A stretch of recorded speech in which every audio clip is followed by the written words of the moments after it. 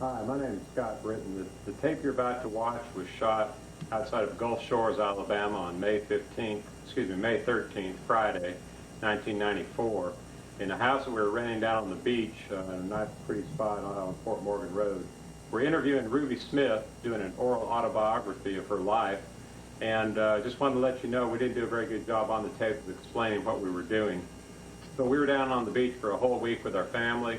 My wife Cindy, who is Ruby's granddaughter, and her brother, Mike Porter, and his wife Tricia, their son, Michael.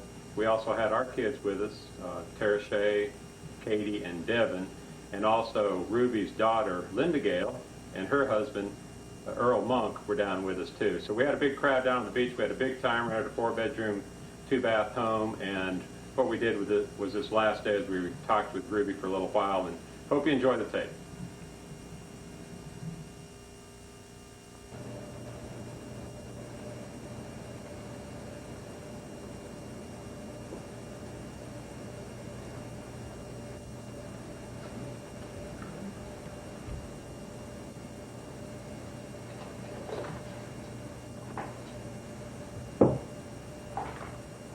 About a joke up there. Yeah. Okay, let's see here. All right, I think we're going to make it all right here.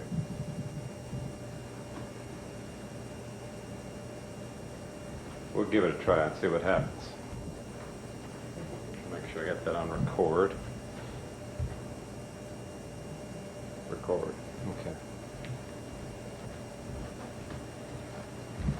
All right, here we are. Let's see, this is May 13th, Friday, May 13th. They say Sunday's the 15th, yeah.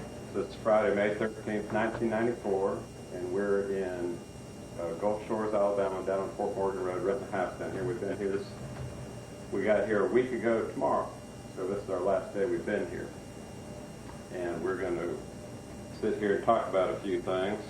So whenever y'all are looking at this tape, you'll know that we recorded this when we recorded this and where we are. But we've had a good time down here on the beach, haven't we, Ruby? We sure have. Okay. All right, Ruby, tell me what your full name is. My full name, well, I tell you, I was named after the doctor who delivered me. Oh, were you? Yeah. My middle name is Todd, and during my younger years, everybody called me Ruby Todd French, and I didn't like it. So I dropped the Todd. Uh-huh.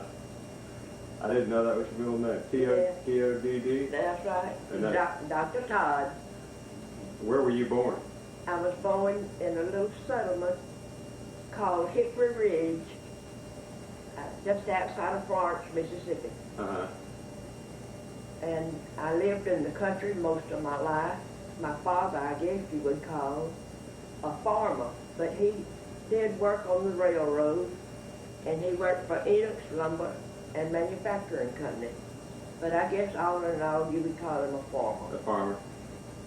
And what year were you born? What was your birthday? I was born in 1911. 1911. And what day? You remember the month? No, I don't remember what day it was. Yeah.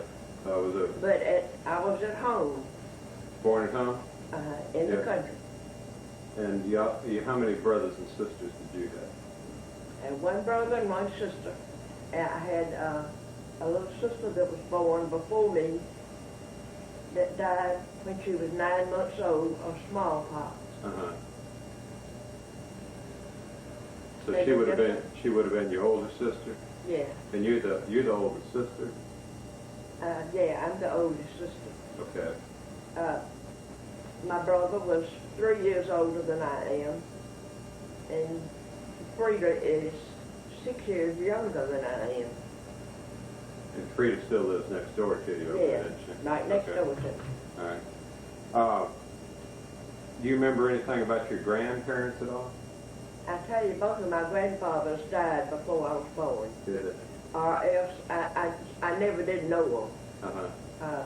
I know that one of my grandfathers, I've heard them call him Dr. French. but I never did know. I did know both of my grandmothers. Oh, you did? My grandmother French and grandmother Scarborough. So Scarborough was your mother's maiden name? Yeah. Mm-hmm. Okay. My mother's name was Margaret Elizabeth Scarborough. Now I've heard Mike and Cindy mention your mother some. Was that who they called Big Mama, or did your mama have a nickname? Let me see what I've forgotten what the children call them. They call my daddy Papa, I believe. No, they never did know my father. Okay. He died before they were born. Okay. I believe he died when he was 69 years old. I'm not positive. I have it written down in my big Bible. Right. But I can't remember all those dates. Mm-hmm. But I know my father had twin brothers, and they worked for the fire department. They were captain on the fire department. In Florence? No, in Jackson, Mississippi. In Jackson? Yeah. Uh-huh. Okay. And all they knew was fire department. Fire department stuff. Yeah. All right. What do you, when you were a little girl, did you grow up down there on the farm? Yeah. And I didn't do too much out. I don't know where it really did it, whether I was trying to get out of work. I got out in the sun and it made me sick. Uh-huh. So they didn't make me work much. So that might have been an excuse. All right, but then let's see, your brother Richard, he probably had to work hard for your dad, huh? Did your dad make him work hard? No. Let me see, I don't remember what year we moved to Jackson. But soon after we moved to Jackson, he was old enough to, one of my uncles had a furniture store. And he began working for them. My uncle was Joe Can. That was my mother's sister married Joe Can. K-A-H-N. K-A-H-N. Yeah. So Richard went to work for him, huh? Yeah, and then Heidelberg, you heard of Heidelberg Furniture Company. Yes, ma'am. Well, after that, he went to work for Heidelberg Furniture. And I don't know just when he did get on that, he worked for the Railroad Express, rather, about 31 years. So that's where he was when he retired. Oh, really? Well, now, your maiden name, French, what nationality was that, or do you know where that name originated, or when? I sure don't, Scott. Yeah. Okay. All right. Then let's see. Debbie had done a whole lot of family work on that. She has a whole lot of that stuff written down. Then, so you moved to Jackson when you were pretty young, huh? Yeah, I was in the 5th grade. 5th grade? Yeah. Where did you go to school? I went to Lee School after, well, I tell you, before we moved down in the country, I went to a little 2-room schoolhouse. Did you really? Yeah. Is that where everybody in all different grades would be in the same class? Yeah, that's right. And I remember one instant, Richard and I wanted to go visiting. And we had to go through some woods by the schoolhouse, and Mama had told us, says, now, you get back here before dark, you can go play. Well, dark caught us in the woods, and so did Mama. And she whipped us all the way home. My daddy never did lay a hand on us, but Mama sure did. Your Mama did the whipping? Yeah, Mama did the whipping. That's one instance that I really remember. Yeah. Then, all right, so then you went to, I know you graduated from Central High School. Yeah, Isn't that where you went to high school, the old Central High School? I went to Lee School, and then I went to Power School. It was out there on North State Street, the Right. other side of the Baptist Hospital. I believe that was, we moved to Fonder, Mississippi. Uh-huh. You know, remember when Is Fondren, the asylum, the old asylum used to be out there where, right, the hospital is. Whitfield? Or the, No, where, I can't even think about it. is it in Jackson there? Yeah, the- Fondren? That's St. Dominic's? right out there. St. Dominic's? Uh, That's in that area. no, where the school is. What Central High School is? I don't know. Can't even think about it. Okay. What? University of Mississippi. Oh, the University Hospital. Yeah, university. Yeah. That's what the hospital used to be up that way. And I remember my brother got on a bicycle and rode up there in front of it when the asylum was there one time. And one of those crazy people got after him. He never did go back no more. Well, so that was called Fondren? It wasn't part of Jackson back then? Yeah. That was Fondren. But it was just a point out there. You know where North State goes this way, or this way? Right. Right there there at at the the V. point. Yeah. When we turned left to go down where we used to live. Uh-huh. What year did you graduate from high school? Do you remember? I graduated in 1930. 1930. Okay. And right after I graduated, because my parents were not able to give me a business course, and I went to work for F.W. Woolworth Company right after I graduated, Uh-huh. and I stayed there 10 years. Worked for them 10 years. They're a big company, weren't they? And I bet you can't guess how much I made a week In 1930. in 1930. I made $8 a week, paid board, and give Mama money for free to buy her school stuff. Really? Going to school And $8. on $8. Isn't that something? And now how far would it go? $8 won't get you out the door today, will it? Well, when did you meet your soon-to-be husband? Did you meet him in high school? No,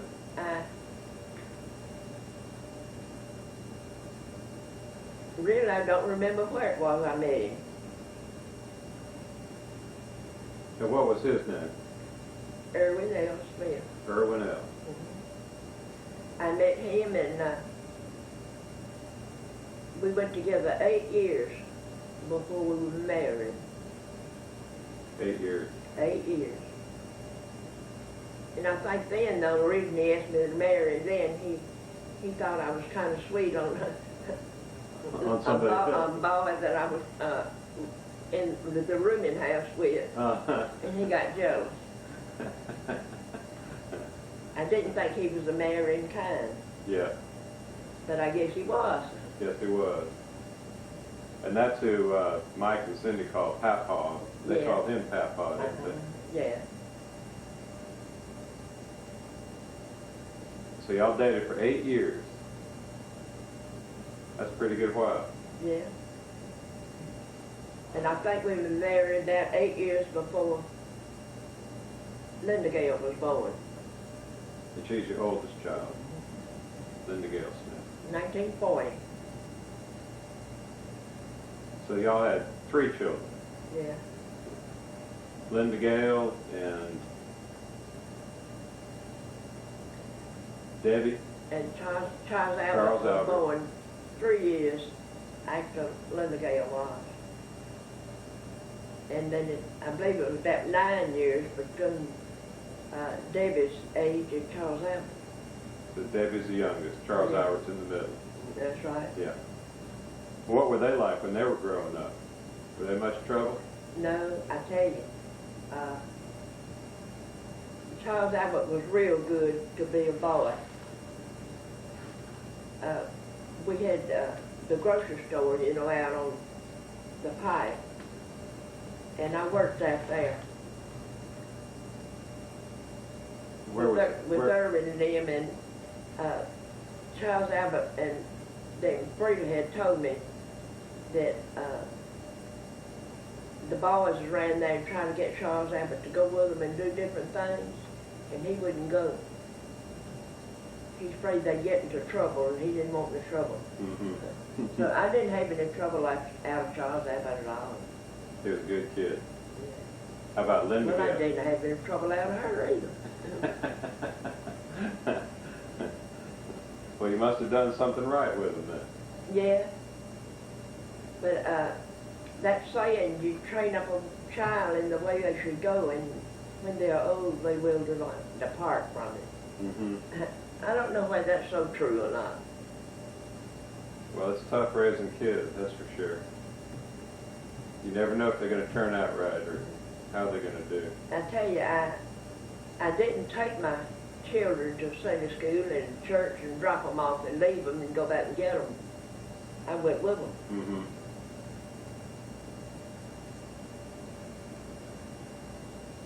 So you started taking them, going to church with them early when they were real young, huh? Yeah. And what church were y'all members It's of? East Side. I've been at East Side since 1940. 1940. Mm-hmm. 54 years. And so that's the church that Linda Gale and Charles Albert and Debbie grew up in? Yeah. Okay. I guess I'm homesteaded. Richard's pastor asked me when he came up here, when Richard died, I had called him and talked to him and told him that Richard's going to have surgery, you know. Right. And he asked me, he says, why don't you come to our church instead of going out yonder? And I told him I guess I was homesteaded. Yeah, well, I imagine they're about to know you around there pretty good. Yeah. Well, when you and your husband were coming up, I know everybody has troubles and everything else. Did y'all have what kind of troubles did y'all run into when as y'all were getting your marriage and you're starting your family and everything else? Did y'all run into any troubles at all? No. I tell you, if I had my life to live over, I wouldn't change a thing, unless maybe I would be a better person than what I used to be. But my married life was great. We didn't fuss and quarrel and have knockdowns and drag-outs. Right. So y'all communicated pretty good about everything. Yeah. Without getting mad at each other. That's right. That's Oh, unusual. we had little spats. Right. Got kind of peeved at something. You know, you always do. Yep. Well, being married is not the easiest thing in the world. No, it's not. It sure isn't. Well, but y'all, let's see now. I know you and your husband used to come down here to Florida almost every year, didn't you? We went to Florida every year before Linda Gale was born.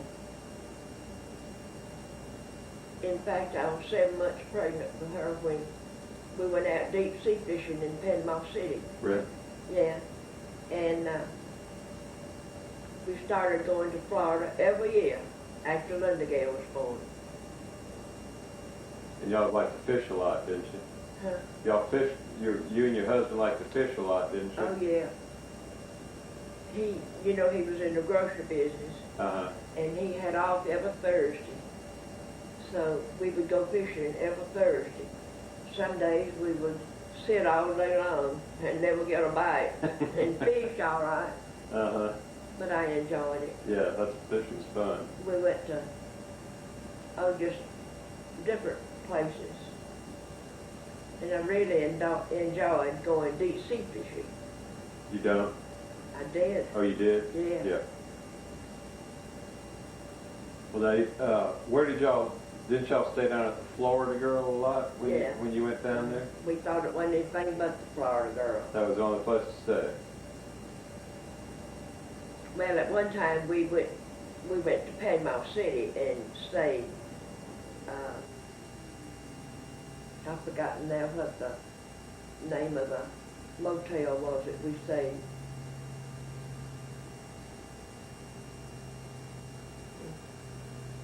Well, I bet after going down there that many years, I bet y'all got to know those people down there at the Florida Girl. They knew when you were coming, didn't they? We knew all of them. In fact, Mr. and Ms. Ben Mara, they're the ones that owned it. And they both are dead now. Uh-huh. And Ben Marla's brother, right up the way from him, had a heart attack and died too. He had a big boat that we went out on a whole lot. Do they have a restaurant there too? Yes. Is that where y'all ate a lot? Down on the water. Right. I think I may have eaten there one time. I can't remember when it was. I think Cindy and I stopped in there when we were traveling through that way. She always enjoyed telling me about some of y'all's trips down there. Yeah. Y'all take the whole family, wouldn't you? Yeah. I don't know how many years we took Linda Gale and Mike and Cindy all. We had a crowd. But we really enjoyed it. Yeah, it's nice down here. Let's see here. If I can come up with some more questions here. You got any good fishing stories? Do what? You got any good fishing stories? I know we're all sitting around here telling fishing stories. Well, I can tell you one. Irwin caught of course he had to have help getting it in, 85-pound Warsaw. And we went and bought a big garbage can and cut the fish's head off and stuck it down in there and brought it back home. What was he going to do with that head? Just show it to people? What was he going to do with that head? And he had to throw it away. Yeah. We ate the meat. Did you? Yeah. Was it good? They dressed it. And one time we went out, I caught a, what was it, 25-pound, what was it? Anyway, I forgot what it was, but when I brought it up, and one of the men hollered, she cheated, she cheated. I caught it in the stomach. Oh, yeah. It still counts, though, doesn't it?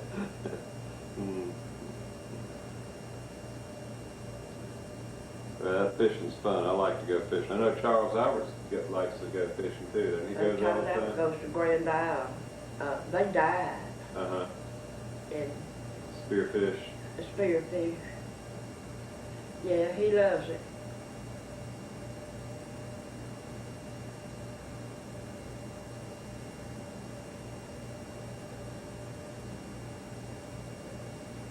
I remember one time our pastor went down there, and his family went down to Florida Girl with us. Uh-huh. Paul and Dorothy Pennell, and she is my husband's niece. They went with us. And our pastor and Brother Howard Britton and Grace and Joan and Paul and Dorothy, and of course Linda Gale and all of them around. Uh-huh. And we decided one evening we'd go over in a sandbar, the beach, and cook hamburgers. We got over there and they started cooking hamburgers, and it came up a big wind and blew sand all over everything, and we had to hurry back to the motel, and we carried the thing that was cooking fish on inside the motel and finished it, and all that smoke was coming out the vent, and the people next door thought we had caught the thing on fire. We really disturbed people that night. That was down at Florida, girl? Yeah. But we had to finish cooking our hamburgers. We had hamburgers for supper.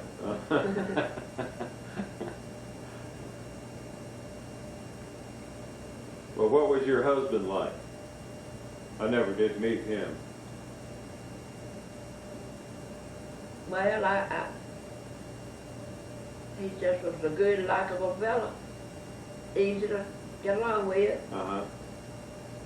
And he was in the grocery business. Yeah. They had a grocery and market. They was in business about 32 years. And they sold out in 1962, I believe it was, and he retired. But he didn't like to wash dishes, so he bought the laundromat. The Greenbrier? Yeah. Mm-hmm. And you and him worked that business, huh? Yeah. Until he had a cardiac arrest, and he had to slow down. And Charles Abbott was in service at that time in Alaska. And to help his daddy out, he came home. He said he never would have come home if it hadn't been for him. Right. But he came home and started helping Charles Abbott. Irwin at the laundry. Well, Charles Albert is a big boy. Was your husband a big guy? No. He wasn't? Charles Abbott took after the French family. Uh-huh. The Frenches were big. And I guess I took after them too. Uh-huh. Yeah, you're pretty tall. How tall were you? I was. Or are you?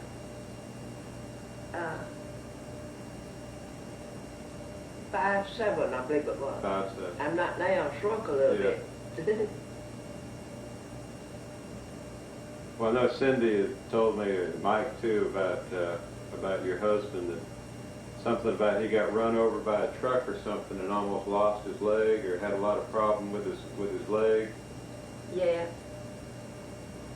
That happened while y'all were And married? if his mother or sister hadn't been at the hospital where he was, he would have died, I reckon. They just covered him up and left him. Really? Yeah. How did he get hit by a truck? Was it a truck? I don't know whether it was a car or truck, but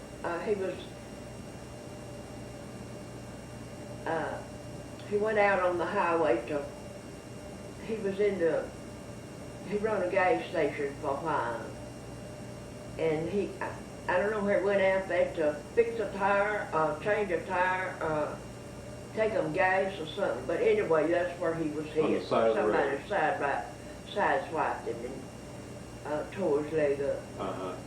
And he had an open sore from here down to here for 15 years or longer. Really? And he would be in misery every morning when he got up with that leg, and so he finally decided that he would have it tended to. So when Charles Abbott and Linda Gale both were small, we went to Memphis. He was operated on at Methodist Hospital in Memphis. And they did a whole lot of skin graft. Mm-hmm. And before we did that, it had to be dressed every day. Is that right? Yeah, That's quite a chore. yeah. So it was hurting him all the time, I imagine. but his leg took good and it healed.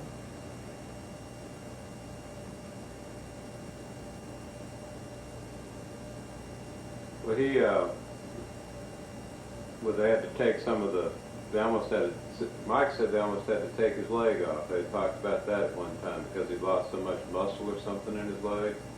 Was that right, or did they ever have to do that, or was it just No, I don't remember them. They was afraid he was going to lose his leg. It was bad, Yeah. real bad. But I remember the doctor's name was Dr. Adams. He was a great doctor. Uh-huh.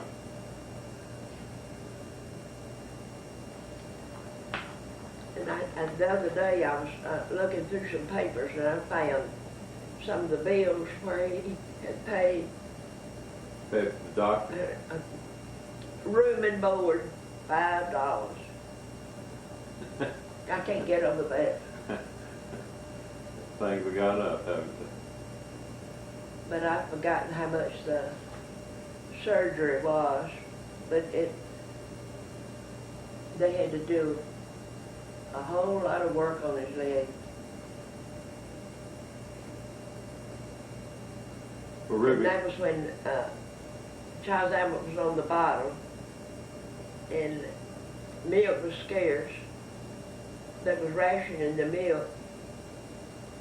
And milk, there were two babies and had a hard time getting milk for him. uh-huh. That was when you were in Memphis? Yeah. Irwin's mother went up there with me for a while. And then Frida and George kept Lenegale for a while. She said the other day she couldn't get over her having nerve enough to take Lenegale and her baby all the way from Memphis to her. I believe they were living in Winona, somewhere up there. Well, was your husband in the service? No, He wasn't? they turned him down Uh-huh. on account of his leg. His leg kept him out of the service. And that was also when gas was rationed. Right. I had a hard time getting gas for the car to go to Memphis backwards and forwards. What kind of car did y'all have? A Chevrolet. Believe it or not, we bought a brand new Chevrolet for $900.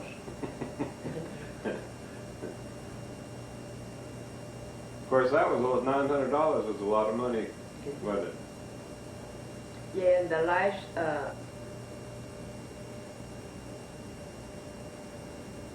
I believe this is, when was the war over? That 1945?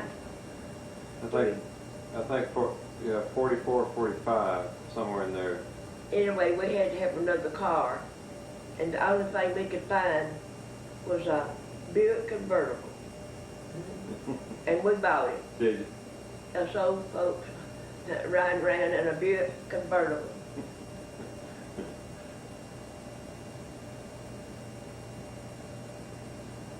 Well, did you have any, when you were growing up, did you have any best friends? Do you remember any of your friends or the kids that you played with when you were growing up?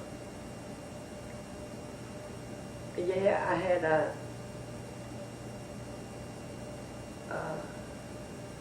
Odell Bunyard now. She is dead.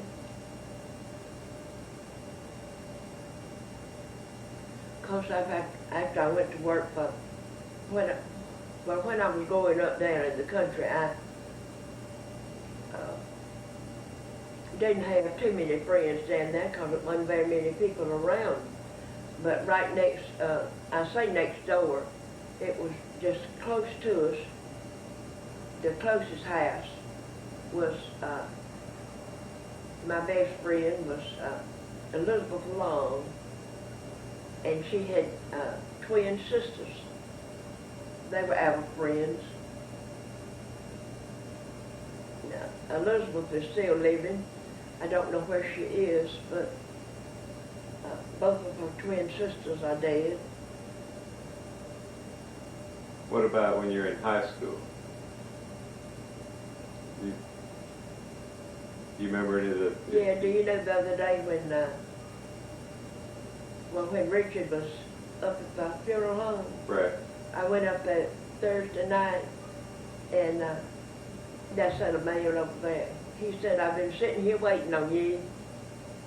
And I said, he said, I bet you don't know who I am. I said, yes, I do too. You're Earl Williams. And he got up and hugged my neck. He's one I graduated with. Really? We did have our 50th reunion, and I enjoyed that. We had a get-together that morning, and they had each one had a tag with a name on it. And then that night we had a dinner someplace out there in North Jackson, out there close to where y'all live. Was that at the Ramada? No, it was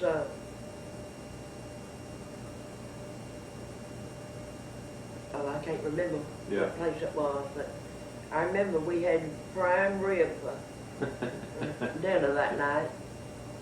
Well, was that a very big class that you were in? Yeah.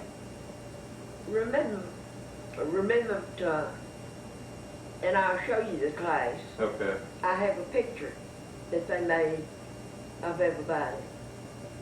At the reunion or when y'all graduated? Yeah. Oh, really? At the reunion.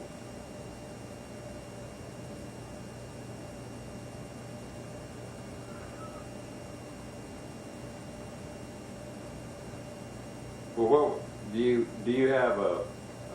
Do you remember what your happiest memory as a child was? Do you remember anything that sticks out as being a happy time for you?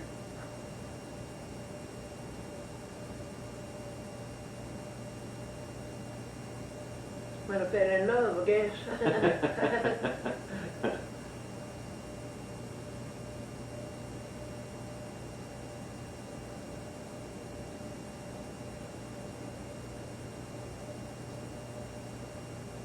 What about a sad time? Do you remember any time it was real sad?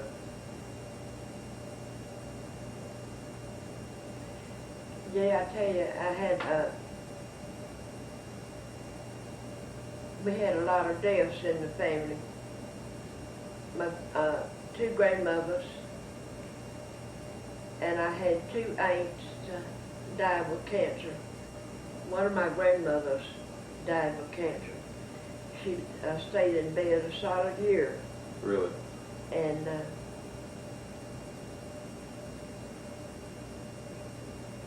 I had an aunt, an uncle, my mother's brother died with cancer. So those were all pretty close together? Yeah. Was that your first experience with death? Yeah, my grandmother's. And of course then my daddy. And my mother lived to be 85 years old. Did she? She was still keeping her little apartment and doing her cooking and taking care of herself like that. But she was in Baptist Hospital when she died. She's sitting up eating her breakfast. Is that right? And had a massive heart attack. I know Linagale had spent the night with her that night, and she had just gotten up and gone to work. Huh. And I walked in, was going to her room, and the nurse met me and told me that she had passed away while eating breakfast. How did you deal with that loss when your mother passed away? Was that? Well, it kind of hit hard. I bet. I tell you, when my daddy died, though, he asked for a cone was going to comb his hair, and we asked him, said, "You're not going anywhere?" He said, "Well, I might." And I believe that it wasn't long after that he just passed away. That's what. And my mother was in bed with flu then, because when he got so bad, well, and she took the flu, they moved her out of the room with him.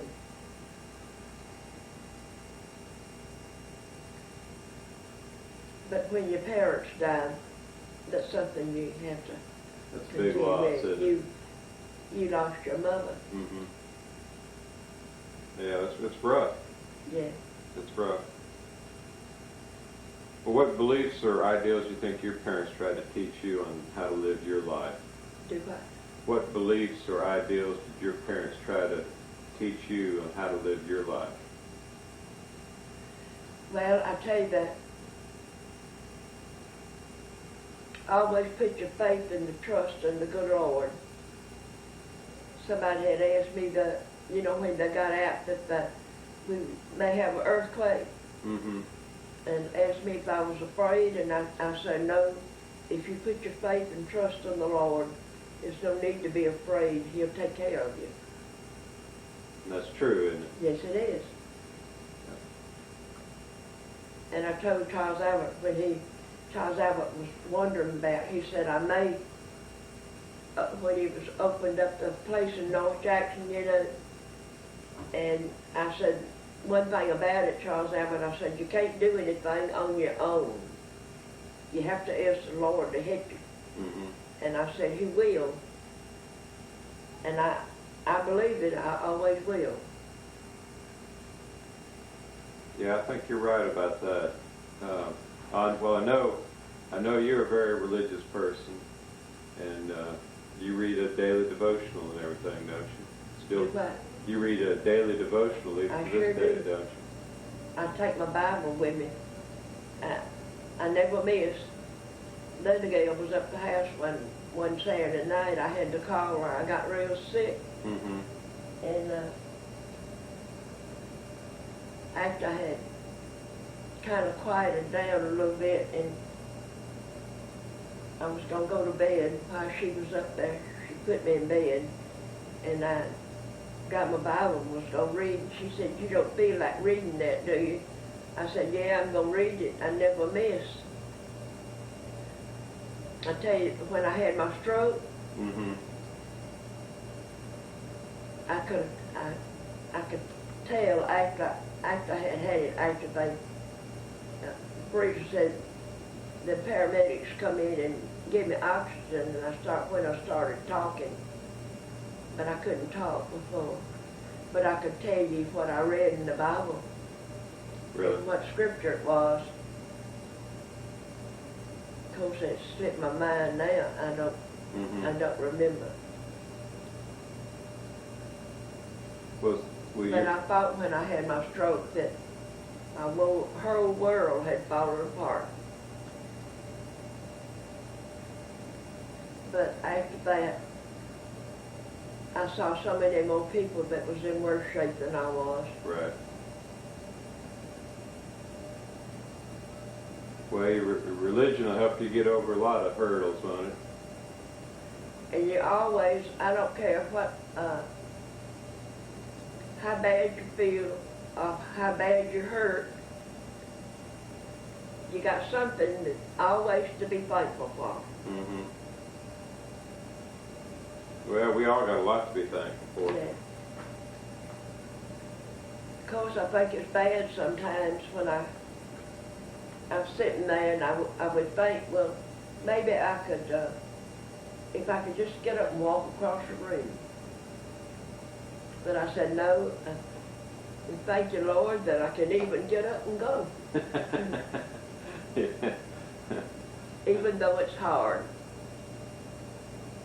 I got, before the pastor that we had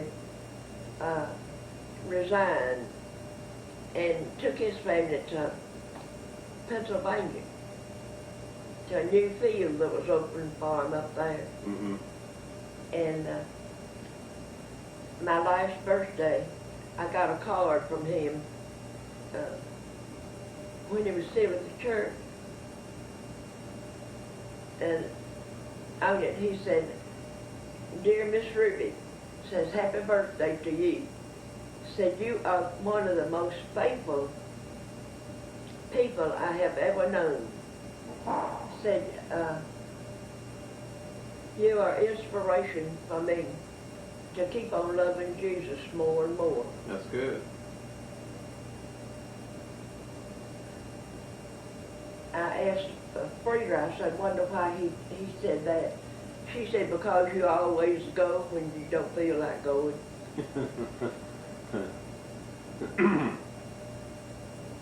Well, you never know who you're an inspiration to. I have a friend that, she's 89 years old. She was 89 this past birthday, March 15th. And she said, "I'm still hanging in there." But she helped me a whole lot when I had my stroke. Did she? Yeah. She was a whole lot of comfort to me. She was my inspiration.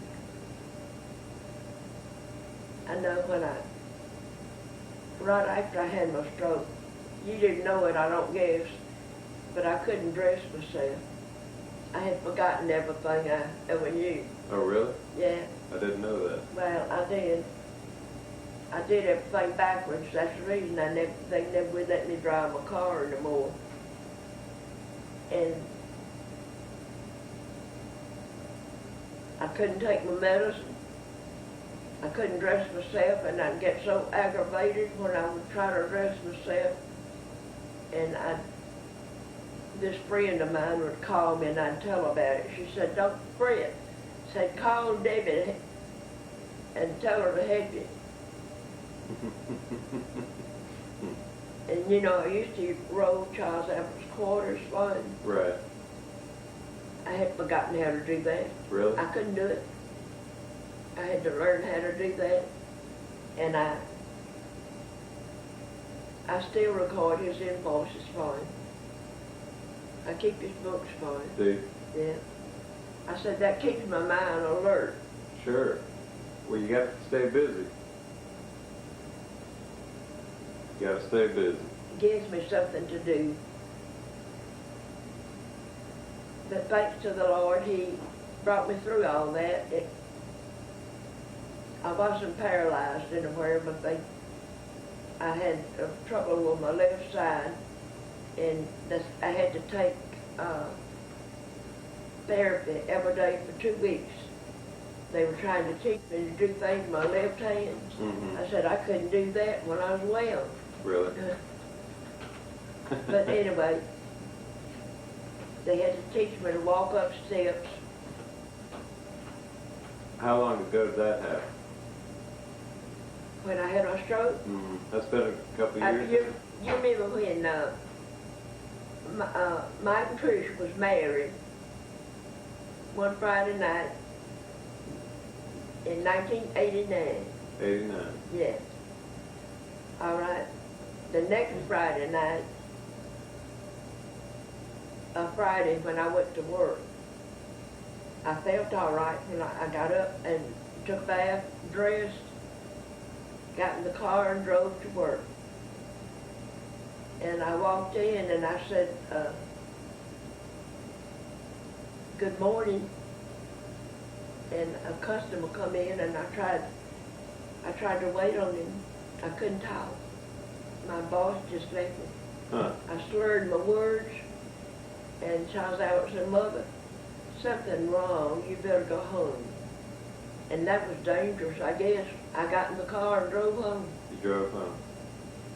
But it happened just that quick. It don't take 5 minutes to get from the house to the cleaners. Mm-hmm. But it kept getting worse and worse, so they came to the hospital, and that's when they said I had a slight stroke. Well, that was on the 28th of April. And On Mother's Day, May the 13th, I had another one. And they said that they was looking for me to have another one. Mm-hmm. But that one hit me kind of hard. The second one? Yeah. But it still affected my memory. But then again, Earl had came me out to dinner the night before, and I had eaten a whole lot of catfish, and I was so sick when I got me to the hospital. And I said, I guess I ate too much fish, and I heard the doctor say, that's not fish. And the paramedic said, hurry up and give her a shot for nausea.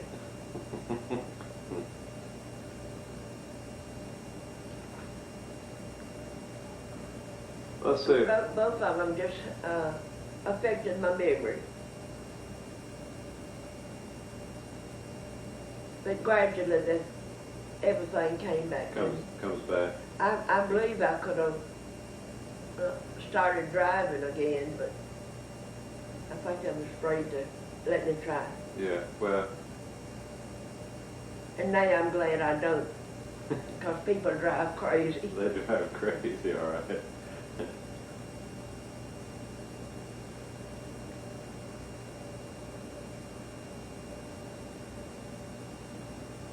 But my life in the country, I enjoyed living in the country.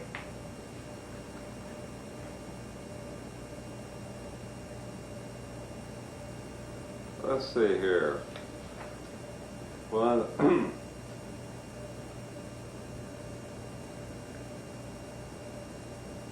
okay, there's a good question in this book here that I'm curious about. It says, if you were to give advice to me or my children today, or even to the children to come in our family's future generations, what would it be? Any advice that you would give to me or my kids about how to live their lives? At first, always put your trust in the Lord. That's the main thing.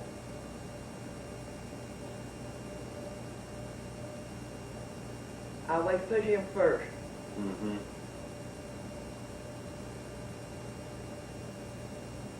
If you put the Lord first, everything else falls into place, doesn't it? Yeah, that's right.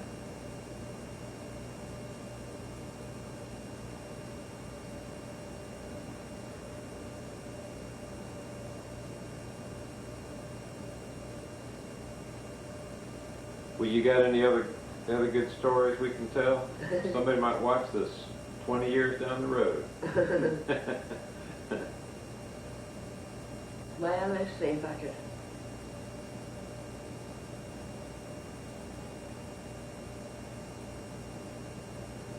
You know, 82 years is a lot of years.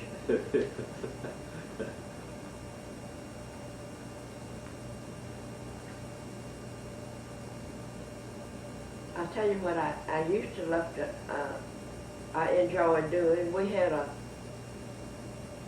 cabin down at Goshen, Mississippi. Right. And we would go down there on weekends and fish. I enjoyed that.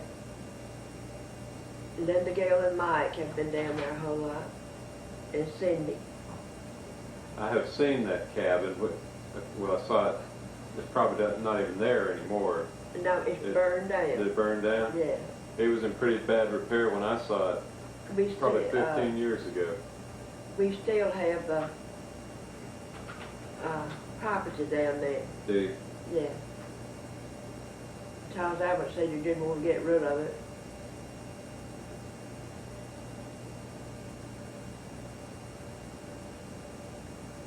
Now you you have a family Bible, don't you? Yeah. And you've been keeping up with it. Do you write stuff in that Bible? Or make notes in it? Well, sometimes I do. That, I got one big one that I refer to every once in a while. Put back when people died, you know. Mm-hmm. kind of keep the family history in there.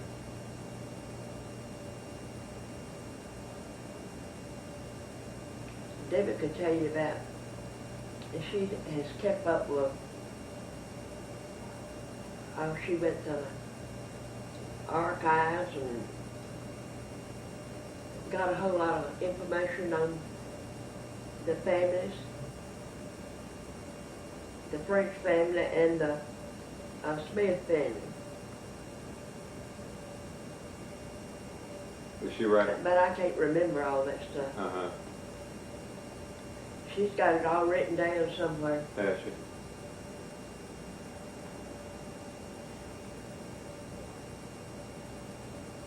Do you ever do any traveling? Do you ever get to see and go outside the country or see other countries? Or? No. I think if we every time we took a vacation, we'd head for Florida. Let's see, where was it? We went and Irwin and George couldn't wait till we left there. Oh, we went up Grandfather's Mountain. Where is that? Is that up in Tennessee? Yeah. Gatlinburg? Up around that area? Up past Gatlinburg, way on up there. They couldn't wait till we got back to Florida to fish.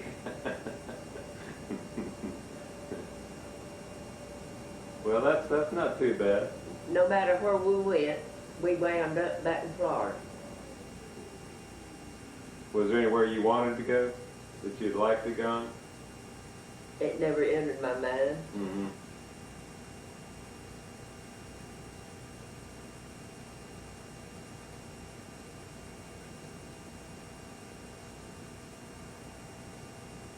Okay, Ruby. Well, this has been pretty good.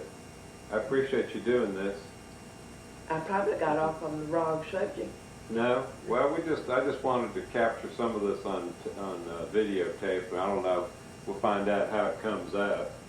But just so we have something on tape. I wish I could remember a whole lot back yonder. Well, if you think of any good stories or anything, let me know. And we'll put them on this tape with this other stuff. You might come up with some good stories or memories you'd like to add.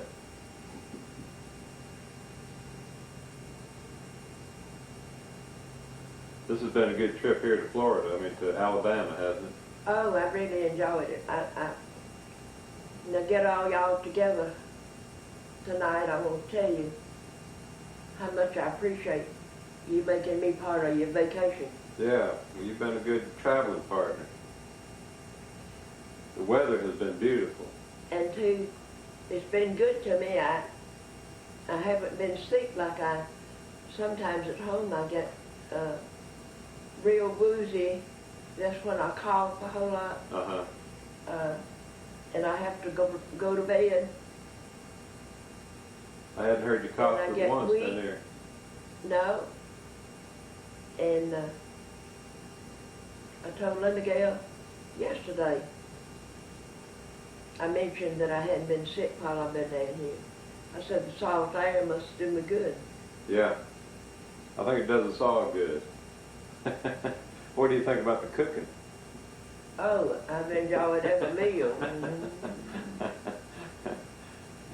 Well, we've been kind of making ends meet around here a little bit lately. We're going to have some fish tonight, though. I was supposed to ask you, did you ever eat all that jambalaya? I think there was a little bit of it left, but it's probably not worth eating anymore. It's probably bad now. That was really good. Oh, I enjoyed all of it. Yeah, this is a lot of fun coming down here. It's a nice place. I enjoyed it a whole lot. Well, Ruby, thanks for sharing your memories with me. I wish I could have told you more, but you know, you can't remember. That's right. I can't, I can't remember. unless I stop and think a lot. Yeah. Well, you've had a good life, haven't you? I sure have. I wouldn't change a thing. as I said, unless I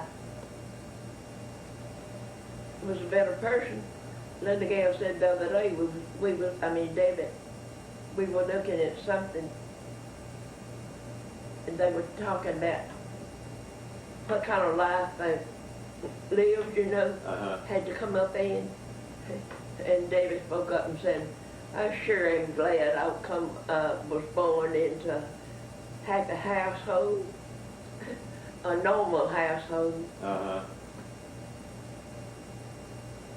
Well, that makes a big difference. Oh, you know what I was going to ask? I've tried to be a good mother. I hope I have. I think you probably have. Charles Abbott hired a new lady the other day, and whoever he hires comes to the house to find out where I live because they bring me the money on Friday evenings. Mm-hmm. And I fix the money bag for Saturday. And this lady come in, and she's a friend of mine. She worked up with the polls when I was going over there to vote. And I asked her what she was doing over there. She said, I come in to see you. And we talked a while. And this little girl, Roberta, that works for Charles Abbott, told me the other day, said she sure did brag on me. She said she was one of the nicest, sweetest ladies she'd ever known. I said, well, I thank you. That was nice of her. Well, what was my wife Cindy like when she was growing up? Cindy? Mm-hmm. And Cindy was a very likable person. I tell you, I enjoyed when they lived with me. I think they lived with me about 16 years, I think. Her and Mike and Mike and Cindy, and they felt like, to me, like they were almost my own. If I would go to town and buy anything, if I saw something that, if I thought maybe they needed some pajamas or something like that, I'd get them. Yep. Just like I buy them for my own children. And Cindy was a really good person. Good girl, huh? Yes, she was. And that Mike, I wondered if he would ever live to grow up. That child got into the worst, I think one day he burned his hand with a firecracker. And he come hollering for freedom. Do something, do something. Frida was keeping Mike, I mean, at the time. But Mike got into a whole lot of trouble just playing, and it always break an arm or a leg. And I never will forget the night he let the truck run into him. Did you ever see the picture of that boy? Yeah, I did. Wasn't he terrible? I think Cindy still keeps that picture in her wallet. That was a bad picture. Yeah. But he made it. And Charles Abbott made some videotapes of Mike when he was little. He got one, and I love to watch. He had one of those little army jeeps, and he was riding in it outside, and that was the cutest thing. Well, they both turned out pretty good. Yeah. All your family. I always felt sorry for Mike and Cindy though, because they didn't have a daddy, and I mean they had a daddy, all right, but Right. you know, not living with them. Right.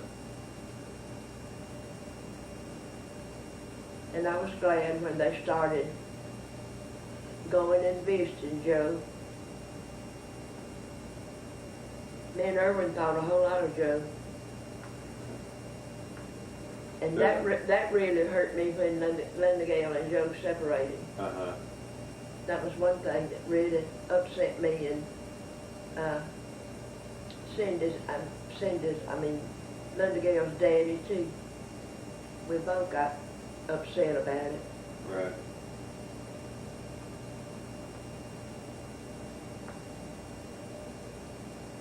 When you separate, the child is the only one that gets the bad part.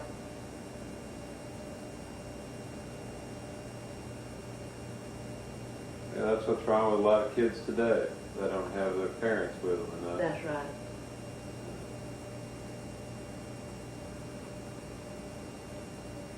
Well, But I was glad they separated as friends.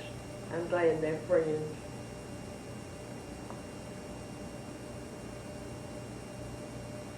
yeah, that makes it a lot easier. Makes it easier on me. Yeah, sure. Makes it easier on me.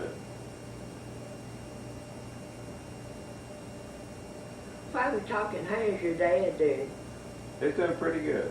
I was He's glad he married somebody that could take care of him. Yeah. And she seemed like a pretty good person. Oh yeah, she's real nice.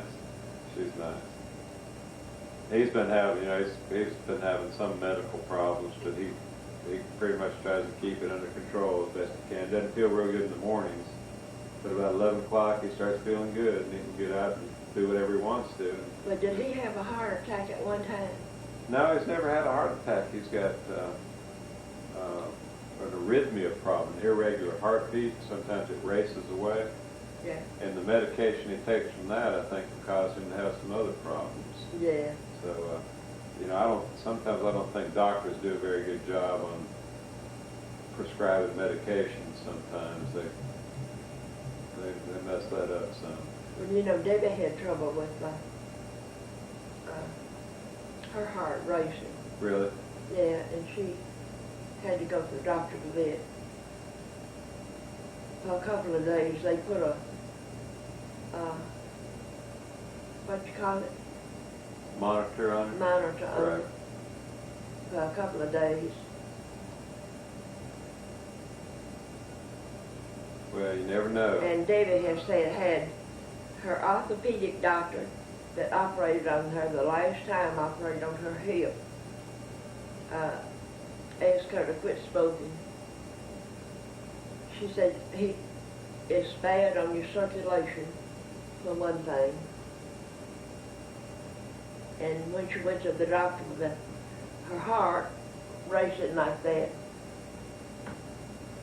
Dr. Smith Benez is who she went to. He wanted her to quit smoking. He said, "Dummy, she'll never quit, I don't reckon." No. You never did smoke, did you? No, I never could. I tried and I never could smoke a cigarette. Well, yeah, it was good because I probably would have smoked if I could tolerate it. But I couldn't smoke the whole cigarette if you gave it to me and put a gun to my head.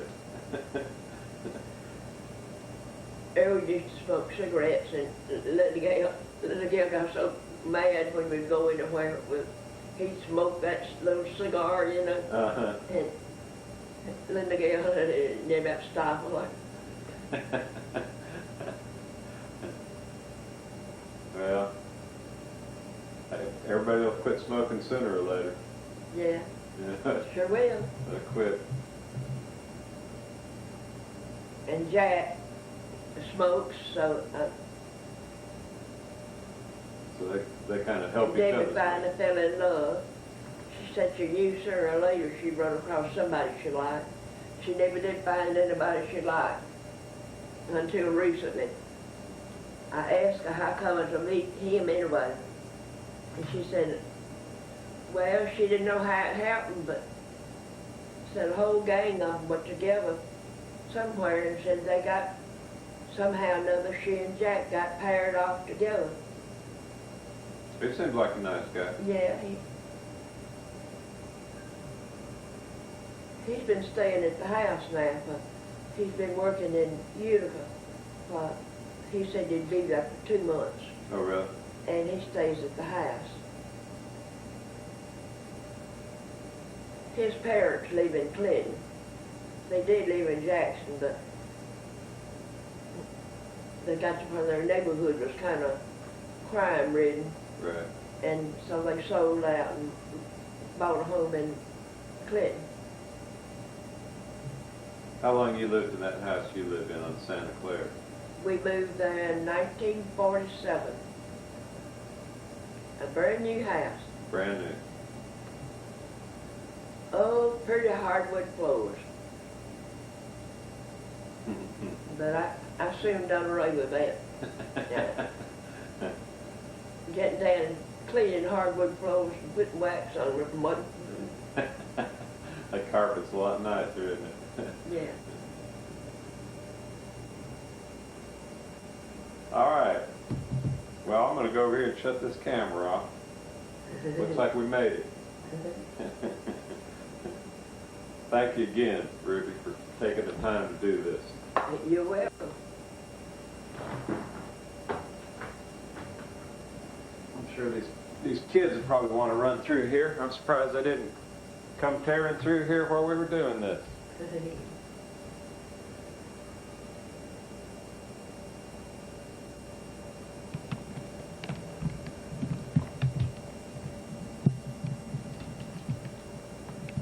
All right, see if I can stop this thing. What time is it anyway?